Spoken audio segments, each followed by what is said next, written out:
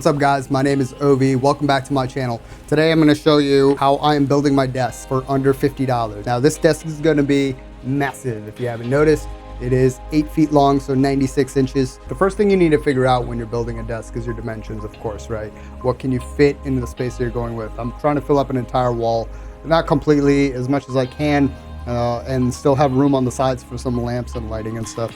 So 96 inches is what I wanted. If you go online and you try to find like a 96-inch board, it is mad expensive. You're upwards of $500 trying to find something that's going to be this big. So I decided I was going to build my own, and I'm going to build it as cheap as I can get. So I went down to Lowe's and I picked up these boards. These boards are 2 inches by 10 inches by 96 inches. So we got 3 of them because for a desk, you want the depth to be 30 inches. This way you can go wherever you like, but this side, you want to try to be around 30 inches. Anything less than that just feels a little too small. Anything bigger than that just feels a little too massive. Now these boards are only like $7.50 each, so about $8 after tax. 3 boards cost 25 bucks. We're gonna sand this down with 220 grit to start off with. Once this is sanded down, we're gonna glue the pieces together and clamp it, let it sit overnight, and hopefully it'll be one solid piece by the morning. After that's done, we are going to put in some wood filler into these little chips, because the thing with pine's got a lot of knots in it. You know, it's a cheaper board. It's also soft wood, not hardwood, but it's good for furniture. With all these knots, you're always gonna have holes in it and stuff. So it's a good idea to have some filler to fill everything in.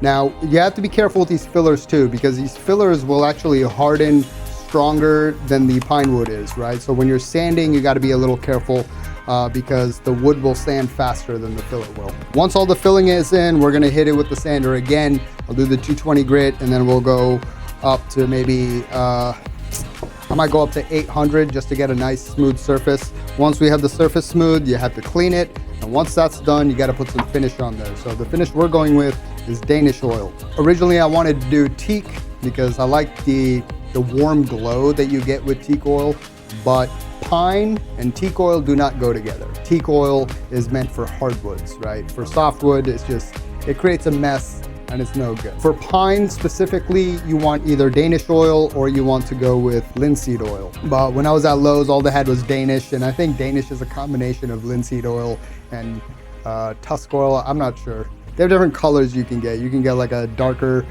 tone if you want to get like a stain on here or something, but I went with the natural because I want the wood to stay the wood color that it is already. It's gonna lighten up a little bit after I sand it because this top layer is dirty. So when you apply the Danish oil, you wanna apply it with either a brush or a cloth. So I have some staining pads, which are basically a cloth with a foam in it. You can also go with other things. You can do a varnish, you can do stains, you can do a poly coating, the wax, well, all kinds of stuff, right? But I decided to go with oil because oil goes into the wood and it protects the wood from the inside. That's gonna prevent, you know, bugs from burrowing in there, like termites and stuff like that. It's basically bug repellent. It's water repellent. It's not waterproof. You don't want to like soak this in water, but if you spill something on it, it's not gonna destroy your wood. With teak oil or Danish oil, you can reapply coats in like 15 minutes, and then within 8 to 10 hours, it's ready for use, right? If you get like poly, you can either spray on or brush on, whatever, but the problem with poly is that it takes a long time for it to cure. But it does create a very, very nice hard surface that is gonna protect the wood very well. The reason I don't want to do poly, one, because of the time, and then the other thing, because poly takes a long time to dry, so you have a higher chance of dust and stuff settling on this and ruining your finish. With oil, I just coat it on, let it sit for 8 to 10 hours, good to go. It is really hot in Florida, so I'm gonna try to get this moving along as fast as I can because I don't wanna be out here. See you when I move this inside. So we're about halfway done. We're actually less than halfway done with this table. It's taking a little longer than I anticipated, but that's a good thing. I wanted to give an update about things that's going on and things that I'm learning and figuring out as I do this. The boards are glued together. It's one big solid piece now, yay. When you put the filler in, you do have to be very careful. So last time I put the filler, I used like a cement scraper basically, but a small version. You press it into the place that you're trying to fill, and then you scrape it and then make sure everything is good on the sides. What that ended up doing is I had to sand a lot of it off. All the stuff on the outside, I don't know if you can tell here, but there's a little bit of discoloration. But it took a long time to sand that off, especially because when the filler cures and it hardens, it is actually harder than the pine itself. So when you're trying to sand it off, you have to be a little bit more careful. The rough sanding is done. I basically sanded this down with 220 grit. So I had to reapply some of the filler in some locations. What I did this time instead is I just put on some latex gloves and I pressed them into the holes and then just dragged to make it smooth. And then once that hardens and dries, I'm gonna have to come back and sand it again. I've been sanding for about 6 hours. I have the other side to do. And then once it's done, then we can clean everything off and apply the oil, let it sit, and then the table will be done. You know, some people have ADHD a little bit, and you might find it hard to do a task like this, especially because it is so time consuming. So what I like to do to help me get through these kind of things is I like to break everything down into smaller, more manageable tasks. And I mean break it down like all the way. So like if I look at this table and I'm like, I gotta do all this thing, that can be overwhelming sometimes because that's a lot of work that you have to put into, especially sanding, because like sanding can take hours and hours. The progress you make is only a little bit at a time. So what I like to do, for example, like when I'm trying to get rid of the filler overflow onto the wood, I'll divide this into sections. So I'll be like, okay, so I'm gonna be working with this half first. And then within that half, it's like, all right, this line and this line, right? So pick this line. And then in that line, I will do like small sections. So it'll be like 2 inches, right?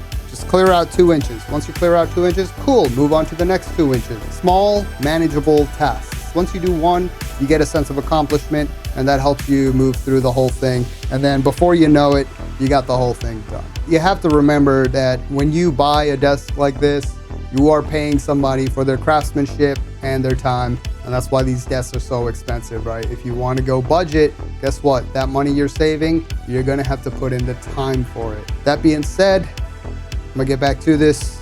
Catch you later.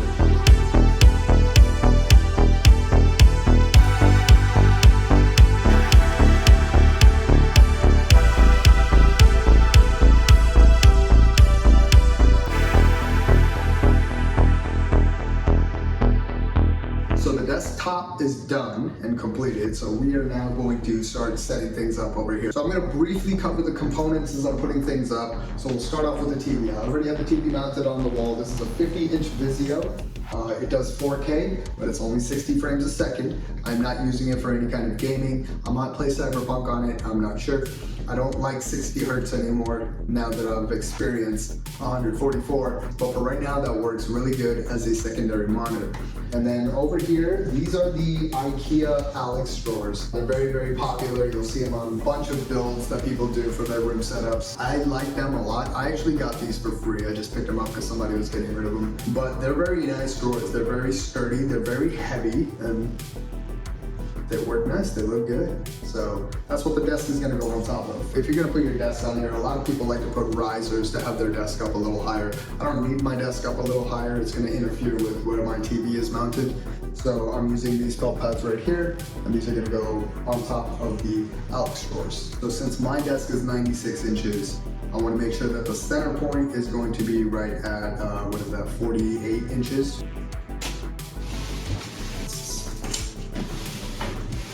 That's a lot of room for activities. We'll readjust it once we put the desk on here, but for now, we know that's kind of how big it's gonna be. That's awesome. Let's go get that desk.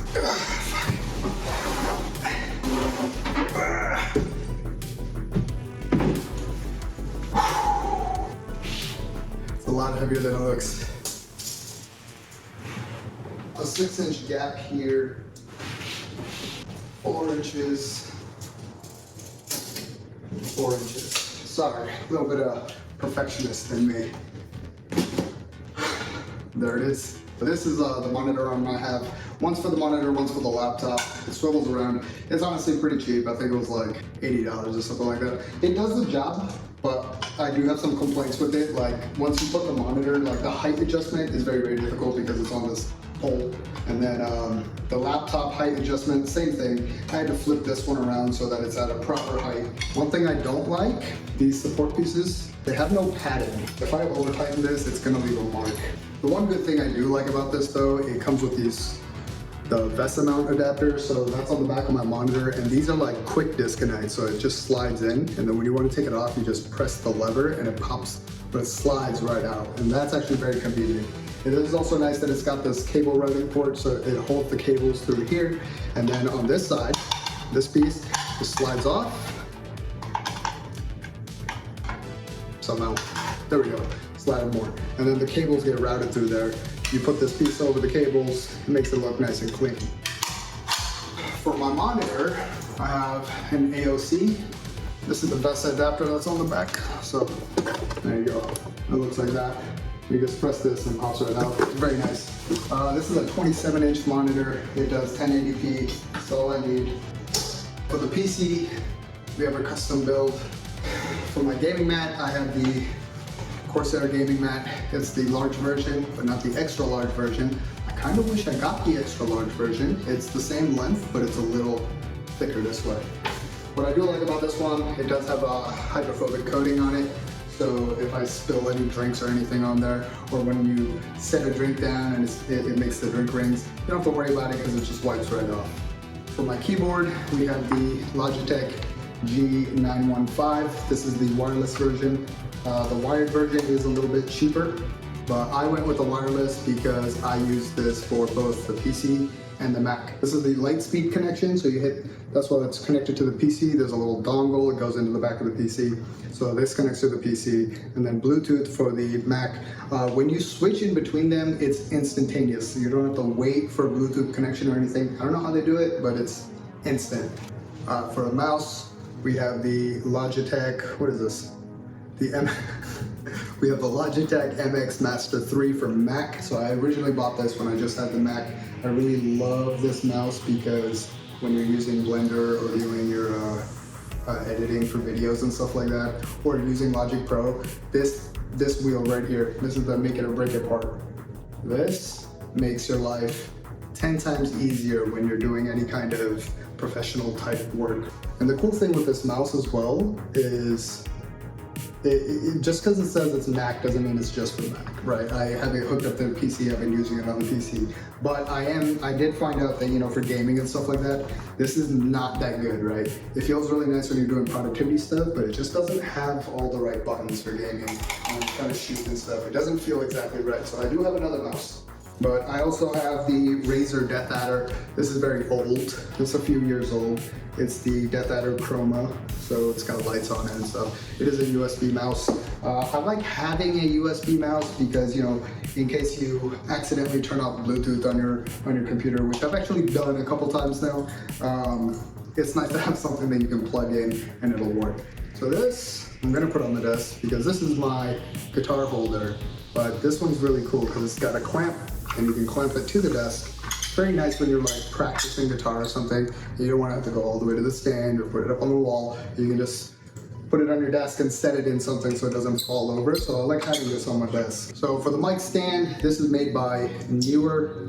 I got this off of Amazon. They're pretty cheap. I think like 80 bucks or 60 bucks or something like that. It works really good. I love this thing. It is spring loaded, so like if there's any kind of vibrations on the desk, it will make noise.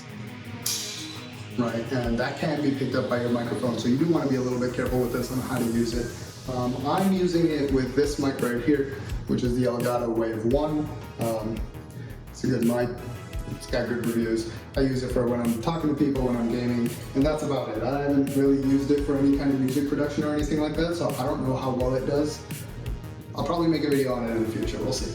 With this microphone, it does come on a stand, right? And the stand is very nice, it is very weighty. It's very nice and heavy. You're gonna feel confident your mic's not gonna get tipped over or anything.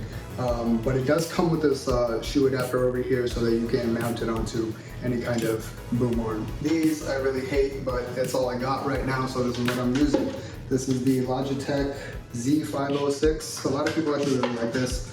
I won't lie, they sound good, right? Logitech's got some good speakers. I've never had any problems with them, but I'm not very happy with these.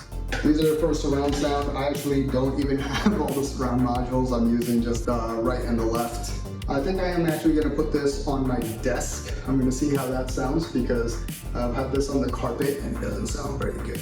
Not to mention there's no acoustic treatment in this room, so like anything with a little bit of bass just sounds muddy and gross. The biggest flaw with this system is this right here. This is the right channel speaker, and the right channel speaker is what controls the entire unit. And you have to connect it to the back of the subwoofer portion of this, right? And then you only have this much wire. So you gotta be careful with your cell placement. You only have so many options. I do like that these are THX certified. They do sound good, but you know, I'm trying to make music here, and these are not ideal for music production. For now, this will suffice. You can already see this cable management nightmare that's starting. That's gonna have to be handled another day. Oh man, and now the laptop feels too high.